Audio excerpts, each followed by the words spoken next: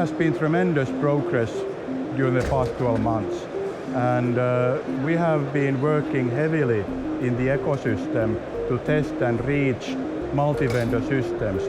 Of course, the starting point again is the CCAP core systems from various vendors.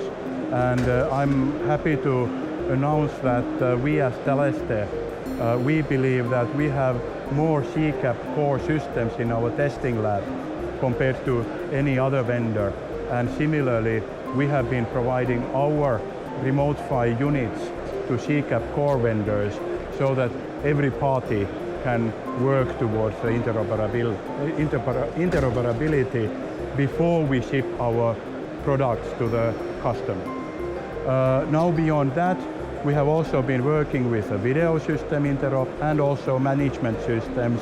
And here in ANGA, we are happy to inform that we are a VIAVI partner and we are pretty close to reaching perfect interoperability also with the VIAVI management systems.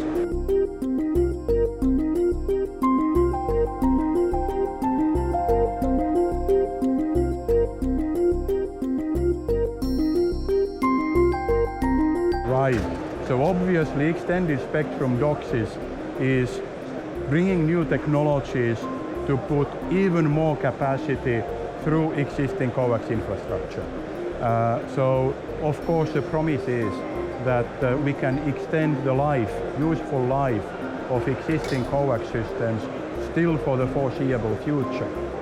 Now it is quite early stages in the industry where the talks are on extended spectrum DOCSIS, and hence there are a lot of suggestions and ideas what technologies the industry should adopt.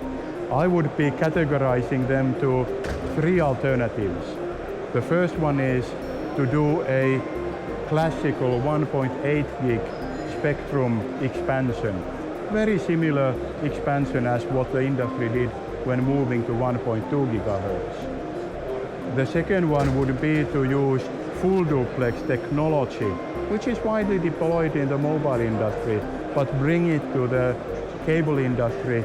And the original idea would be to use that in the deep fiber N+0 scenarios. Now that is so capex heavy investment that the recent addition in the industry has been to propose to use full duplex even in a cascade of amplifiers, N+3 type of scenario, to avoid very heavy capex investment to the deep fiber. So these are the basic 3 scenarios that the industry is now working on when it comes to extended spectrum DOCSIS.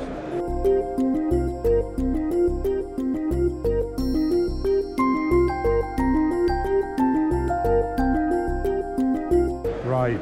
So actually I would like to tie this to the ESD development, because when the extended spectrum deployment starts, a lot of network elements will be swapped, and then it is a good idea in the industry to innovate and bring ideas what additional benefits beyond capacity can be tackled, because the additional capex for those innovations can be very marginal. And one of the important ones is power saving. And extended spectrum will be more power hungry. And we have been bringing concepts how the cable system is not needing to consume more power than what is actually necessary for the actual network load, which is not the biggest one in the beginning, but will grow as function of time. But it can be years before all the capacity in the ESD systems will be used. So hence there can be up to 26% power savings in the early years before the operator is occupying the full spectrum. So this type of power saving innovations lower the OPEX and also are bringing environmental benefits to the whole industry.